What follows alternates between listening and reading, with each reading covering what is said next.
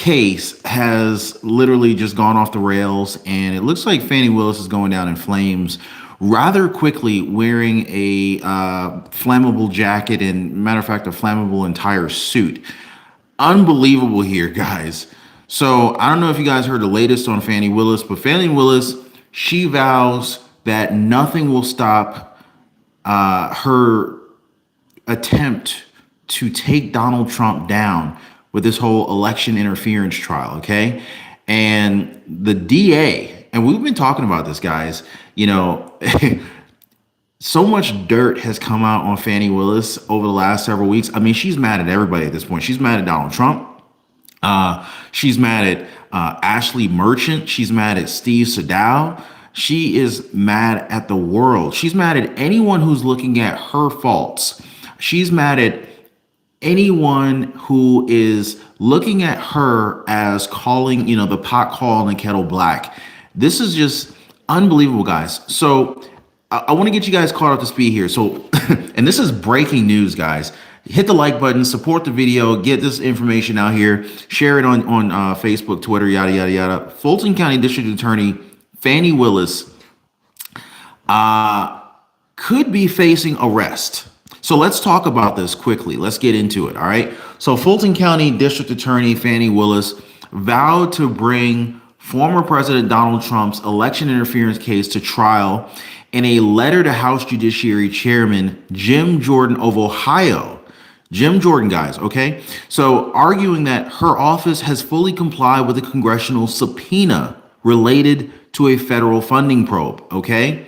So basically, she's trying to address the fact that she has already received demands she has to make good on, right? So essentially, Jim Jordan of Ohio, he has demanded certain information from Fani Willis here, and this is through a congressional subpoena, which I'm going to explain a little bit in just a second. Is probably going to blow some of your minds on this one here. Quote. Nothing that you do will derail the efforts of my staff. This is coming from, this is a letter from Fani Willis that she wrote or she sent in on Monday. So this is from Fani Willis. She said, quote, nothing that you do will derail my efforts. And she probably going like this while she writing this, right? Nothing that you do will derail my efforts of my staff. And I bring to the election interference prosecution to trial so that a jury of Fulton County citizens can determine the guilt or innocence of the defendants. She had to put the or innocence of the defendants just to try to make it seem like she's being fair, because you already know she's already decided that Donald Trump is not innocent. So the GOP House led Judiciary Committee and Friday issued a subpoena to Willis for the documents related to her office and the office's use of federal funds intended to support at-risk youth, yada, yada, yada. Well, let's look into the details of the congressional subpoena, shall we? Okay.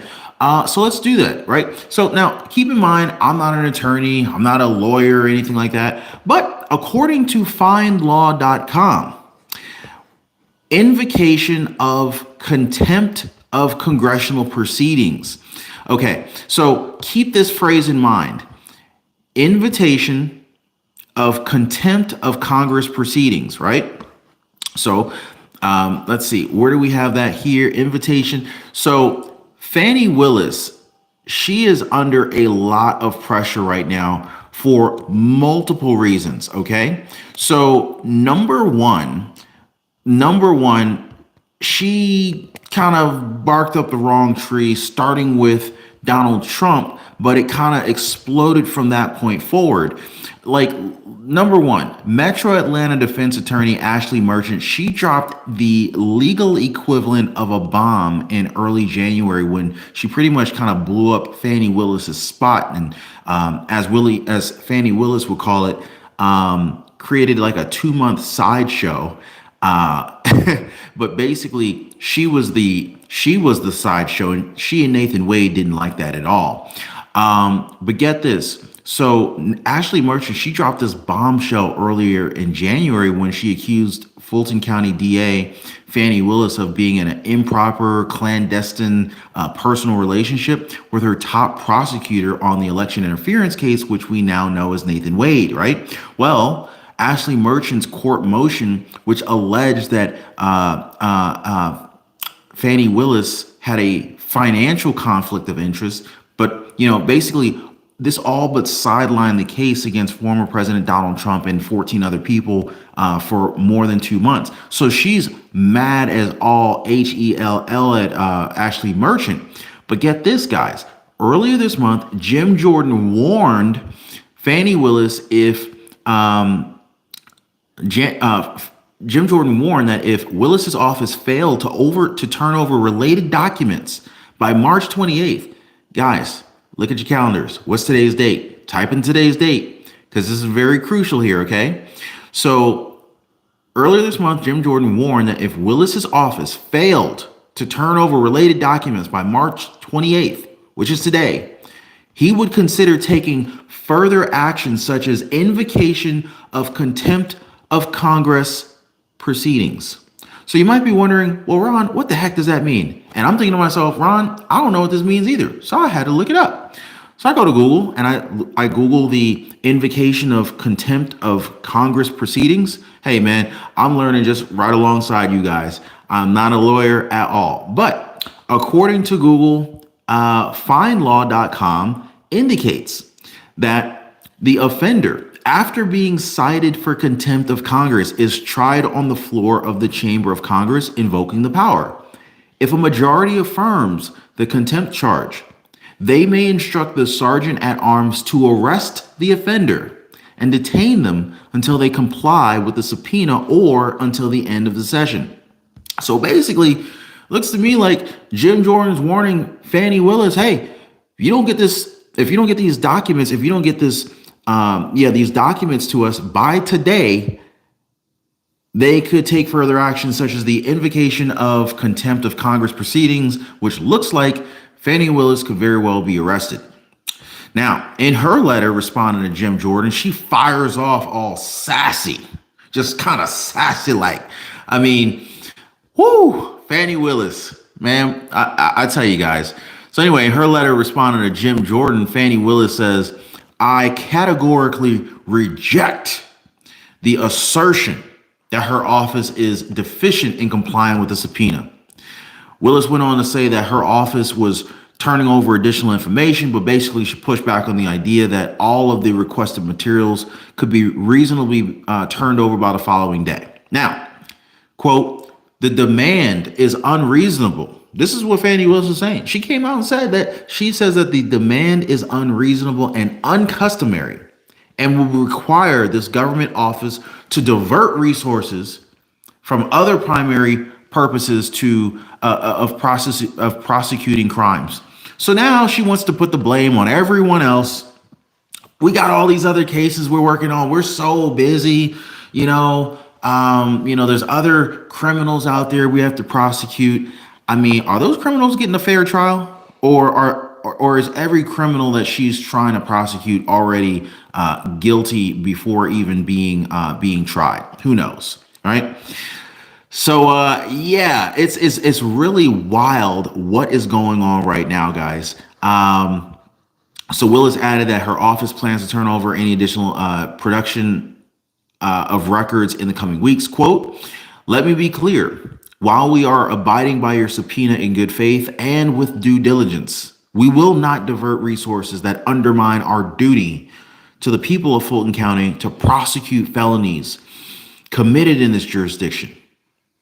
She went on to say that we will not shut this office's efforts down to prosecute crime, including gang activity, acts of blah, blah, blah, public corruption, to meet unreasonable deadlines in this politically motivated investigation of this office. Well, guys, I mean, we called it. We knew that once Fani Willis had been exposed, they were going to be all up in her stuff. Now, I just want to jump in the comments real quick. What's up, Catalia? Liz Padilla, Susan Kepler, what is going on? Don O, Eva Kiesel. What do you guys think about this? I mean, like, Jim Jordan is going for the jugular right now. He ain't playing. You think Jim Jordan's gonna get Fannie Mae Fannie Mae? You think Jim Jordan's gonna get Fani Willis arrested? I mean, this is legal doctrine here. So it's really wild, right? So picture this, right? So what's really going on here? So imagine you're like in a classroom, right? And the teacher, let's just call her Miss Willis. And so let's just say that Miss Willis is the teacher in charge of a big, really important project, right? So one of the students, let's just call him Jim, right? So Jim Jordan, right? So Jim is curious about how Miss Willis is using her resources for the project, right?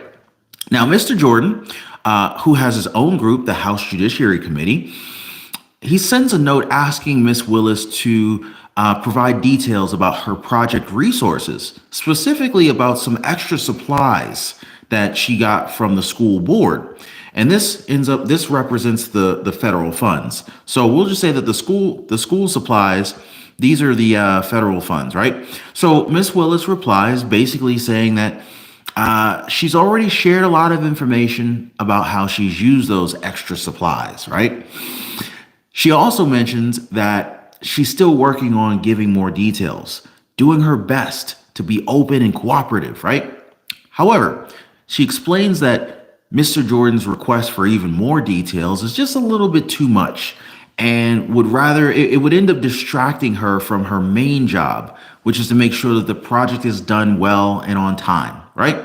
So of course, Mr. Jordan, Jim Jordan in this case, not fully satisfied, he warns Miss Willis that if she doesn't give all the details that he's asked for by a certain date, that he might have to report her to the school principal's office for not following the rules. And so this is very similar to holding someone in contempt of Congress.